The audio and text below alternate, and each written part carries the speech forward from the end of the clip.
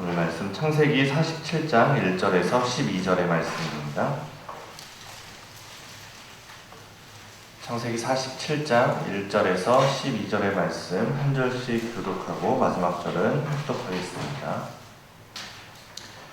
요셉이 바로에게 가서 고하여 이르되 내 아버지와 내 형들과 그들의 양과 소와 모든 소유가 가나안 땅에서 와서 고센 땅에 있나이다 하고, 바로가 요셉의 형들에게 묻되 너희의 생업이 무엇이냐? 그들이 바로에게 대답하되 종들은 목자이온데 우리와 선조가 다 그러하니이다 하고,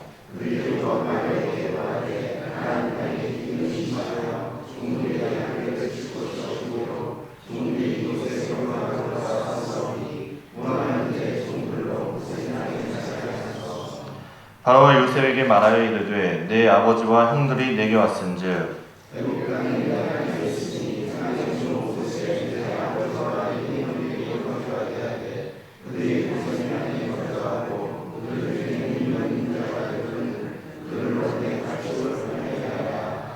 요셉이 자기 아버지 야곱을 인도하여 바로 앞에 서게 하니 야곱이 바로에게 축복하매, 야곱이 바로에게 아뢰되 내 나그네 길의 세월이 130년이니이다. 내 나이가 얼마 못되니 우리 조상의 나그네 길의 연조에 미치지 못하나 험악한 세월을 보내었나이다 하고, 요셉이 바로의 명령대로 그의 아버지와 그의 형들에게 거주할 것을 주되 애굽의 좋은 땅 라암셋을 그들에게 주어 소유로 삼게 하고, 또 그의 아버지와 그의 형들과 그의 아버지의 온 집에 그 식구를 따라 먹을 것을 주어 봉양하였더라. 아멘. 기도하겠습니다. 거룩하신 하나님, 오늘도 우리의 복되신 예수님을 찬양하는 그런 귀한 시간 될 수 있도록 인도하여 주시고, 오늘도 말씀 가운데 은혜 내려 주옵소서. 감사드리며 거룩하신 예수님의 이름으로 기도합니다. 아멘. 요셉의 가족들이 이제 다 애굽으로 이주했습니다. 성경에 보면 요셉의 가족이 70명이라고는 해도 그 야곱이 족장이죠. 아브라함도 따로 훈련된 318명의 군사가 있었고, 에서도 야곱을 만나러 올 때 장정 400명을 이렇게 거느리고 온 것처럼 그에 딸린 그런 많은 사람들이 있었을 겁니다. 또 그 가족들이 있었을 것이고, 그러니 수백 명이 있었을 것이고, 그러니 필요한 것이 있죠. 그들이 거주할 땅이 필요했습니다. 이미 46장에서 요셉이 가족들과 이야기를 하면서 바로를 만나서 어떻게 이야기를 해야 될지, 다 어디로 거주하게 해야 될지 다 이야기를 나눴습니다. 요셉에게 이미 다 계획이 있었던 것이죠. 그렇게 해서 오늘 바로와 요셉의 이 가족들이 만나게 되었습니다. 2절에 보면 형들 중에서 5명을 택하여 바로에게 보였다 이렇게 이야기를 하는데, 누구누구를 선택했는지는 얘기하지 않습니다. 어떤 신학자들은 가장 보기 좋은 멋있는 형들 5이라고 하고, 또 어떤 신학자는 너무 건강한 사람들을 보내면 혹시 전쟁이 났을 때 끌려갈 수 있지 않을까 해서 가장 약해 보이는 5명을 골랐다 이렇게 이야기도 합니다. 그런데 정확히 누구라고 나와 있지 않으니까 우리의 어떤 상상과 묵상으로 채울 수 있는 부분이니, 또 이런 것들도 우리가 한번 묵상하면서 내가 요셉이면 누구를 골랐을까 한번 그렇게 묵상하면서 상상해 보는 것도 좋아 보입니다. 이 바로와의 대화가 요셉의 계획대로 진행이 됩니다. 생업이 무엇이냐 이렇게 묻는 바로에게 요셉이 일러준 대로 목자라고 이야기를 하고 그 고센 땅에 머물게 허락을 받습니다. 그러면서 이 바로의 가축까지 관리하는 그런 일들을 맡게 됩니다. 앞선 말씀을 이미 들어서 아시겠지만 계속되는 흉년으로 인해서 백성들이 다 나라의 땅을 팔고 그 가축들도 다 바로의 소유가 되었으니까 그 갑자기 늘어난 그 가축을 돌볼 맡을 사람이 필요했고, 마침 목축을 하던 요셉의 가족들이 또 적임자였을 겁니다. 어떻게 보면 다 하나님의 크신 계획 속에 있음을 다시 한번 느끼게 되는 것이죠. 오늘 말씀을 읽으면서 좀 눈에 들어오는 것이 있었는데, 우리가 잘 아는 말씀이지만 야곱이 자기의 삶을 이야기할 때 9절에 보면 이렇게 이야기합니다. 야곱이 바로에게 아뢰되 내 나그네 길의 세월이 130년이니이다. 내 나이가 얼마 못되니 우리 조상의 나그네 길의 연조에 미치지 못하나 험악한 세월을 보내었나이다. 이렇게 자기의 소개를 합니다. 아브라함이 175년, 이삭이 180세 이렇게 살았으니 그 이야기도 맞긴 하지만 어떻게 보면 왕 앞에서 겸손한 표현을 한 것이죠. 그리고 이어지는 내가 험악한 세월을 보내었나이다 라는 말에서 야곱의 삶이 잘 압축되어서 표현이 됩니다. 야곱의 삶을 이렇게 돌아보면 아버지를 속이고 형 에서의 축복을 가로채서 결국에는 도망자의 인생을 살게 되죠. 또 라반의 집에서는 결혼 사기를 당하고 또 취업 사기를 당하고 또 돌아온 뒤에서도 방랑자의 삶을 살다가 또 딸 디나는 안 좋은 일을 당하기도 합니다. 그 중에서 가장 슬펐던 일은 아마도 가장 사랑하는 아들이 죽은 것으로 알고 그 슬픔을 가슴에 묻고 살았던 것이고, 또 이제는 마지막에 다시 자기의 고향을 떠나서 방랑자가 될지도 모르는 이 애굽 땅에 와 있는 것이죠. 그런데 그렇게 험악한 인생을 살아온 이 야곱이 이제는 바로를 축복을 합니다. 7절과 10절 이렇게 두 번 축복을 하는데, 어떻게 보면 이 바로를 축복했다는 말이 그냥 바로 앞에 가서 만수무강 하옵소서 정도의 그런 인사로도 볼 수 있을 겁니다. 하지만 적어도 바로가 그 야곱을 인정하고 존중해 주었다는 것을 시사해 주죠. 형의 복을 빼앗아서 도망가던 이 도망자가 이제는 축복하는 자, 복을 베푸는 자가 된 것입니다. 하나님께서 아브라함을 선택하시면서 아브라함에게 네가 복이 될 것이다 이렇게 약속하신 말씀이 이 아브라함을 넘어서 또 이삭을 넘어서 야곱의 삶에도 나타나고 있는 것이죠. 도망자의 인생에서 하나님을 만나고 여러 가지 우여곡절을 겪으면서 이제는 복을 비는 자, 축복하는 자가 된 것입니다. 또 마찬가지로 야곱을 넘어서 요셉을 통해서도 이어지는 것을 우리가 보게 되죠. 애굽은 사실 이 요셉을 통해서 정말 많은 복을 받았습니다. 요셉이 가는 곳마다 그곳이 감옥이든 노예의 자리든 하나님께서 요셉을 통해서 그 주변 사람들이 복을 받게 하시고, 그것이 아브라함에게 말씀하신 네가 복이 될 것이다 하는 그 약속을 이루는 그런 삶을 산 것이죠. 우리도 그런 삶을 살아야 됩니다. 우리도 복을 빌어주는 삶, 복을 베푸는 삶을 살아야 됩니다. 그 복이 무엇이겠습니까? 그냥 잘 먹고 잘 사는 것이 아니라 하나님께서 아브라함에게 복이 될 것이다 말씀하신 그 궁극적인 복이 무엇입니까? 아브라함과 다윗의 자손 예수 그리스도인 것이죠. 그리고 그 복의 근원은 하나님이시라는 것도 잊어서는 안 됩니다.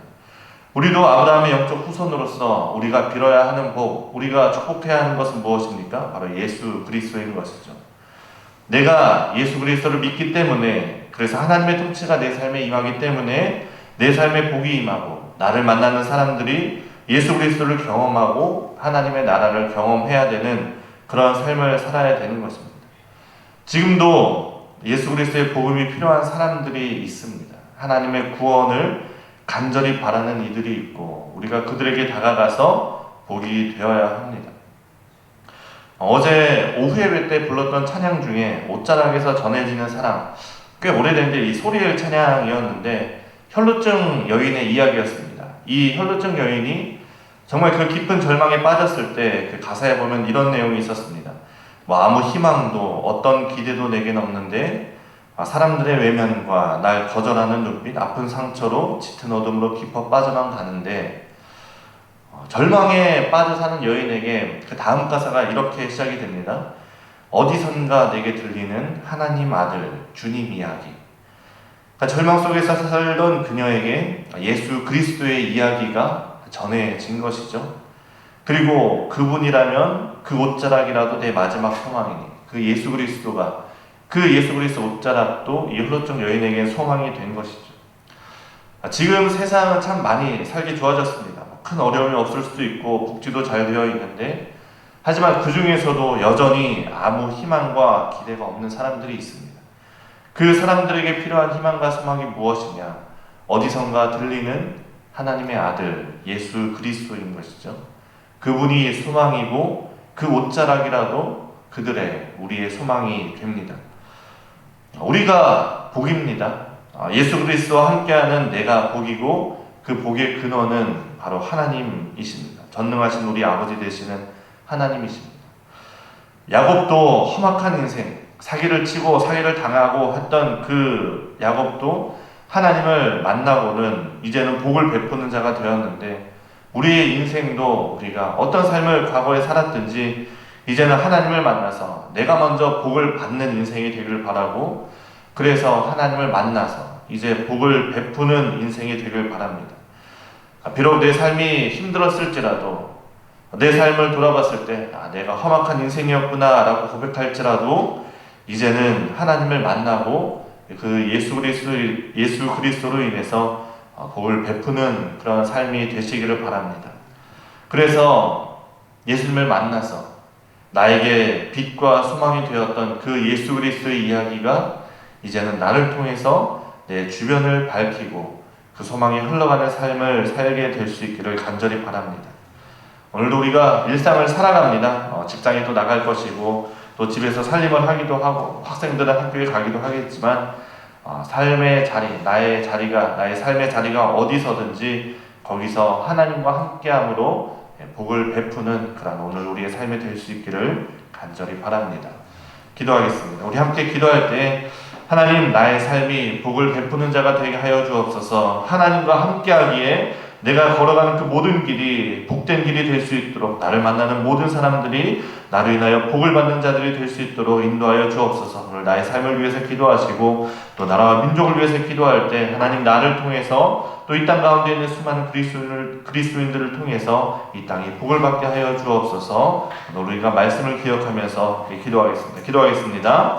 거룩하신 하나님, 감사합니다. 하나님, 오늘도 우리가 야곱의 인생을 보면서 야곱이 그 험악한 인생을 살아왔지만 정말 그 가운데 많은 슬픔과 어려움이 있었지만 그럼에도 이제는 복을 베푸는 자가 되어서 바로에게 복을 베푸는 그런 야곱의 인생을 보게 됩니다. 하나님, 나의 삶을 돌아볼 때 때로는 나의 삶에도 많은 험악한 일들이 있었고 힘든 인생들이 있었습니다. 때로는 좌절하고 절망될 때도 있었습니다. 그러나 하나님, 나의 삶에 예수 그리스도가 복이 되었기에, 예수 그리스도가 빛과 소망이 되었기에 하나님, 이제는 그 예수님을 만나 나의 삶이 복을 베푸는 자가 될 수 있도록 인도하여 주시고, 하나님, 그렇기에 오늘도 살아가는 나의 삶이, 내가 걸어가는 그 길이 예수 그리스도와 함께 걸어가는 길, 그래서 나를 만나는 모든 이들이 나를 통하여 복의 근원이신 하나님을 통하여 복받는 귀한 나의 삶의 인생이 될 수 있도록 인도하여 주옵소서. 이 나라와 민족 가운데도 하나님, 정말 수많은 그리스도인들이 이 땅 가운데 기도합니다. 그 기도를 통하여서 이 나라와 민족이 복받게 하여 주옵소서. 거룩하신 하나님, 오늘 나의 삶이 복된 삶이 될 수 있기를 바랍니다. 복된 삶을 넘어서 내 안에 있는 그 복이 흘러넘쳐서, 그 예수 그리스도가 흘러넘쳐서 예수 그리스도 이야기를 통하여서 복을 베푸는 삶이 될 수 있기를 원합니다.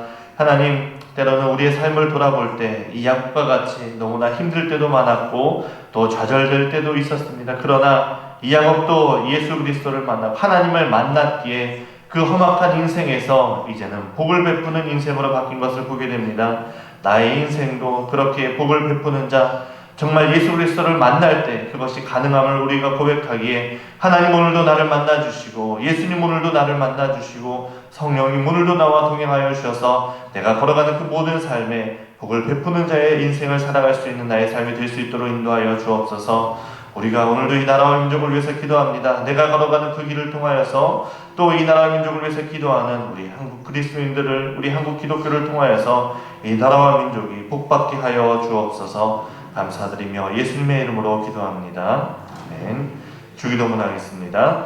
하늘에 계신 우리 아버지, 아버지의 이름을 거룩하게 하시며 아버지의 나라가 오게 하시며 아버지의 뜻이 하늘에서와 같이 땅에서도 이루어지게 하소서. 오늘 우리에게 일용할 양식을 주시고 우리가 우리에게 잘못한 사람을 용서하여 준 것 같이 우리 죄를 용서하여 주시고 우리를 시험에 빠지지 않게 하시고 악에서 구하소서. 나라와 권능과 영광이 영원히 아버지의 것입니다. 아멘.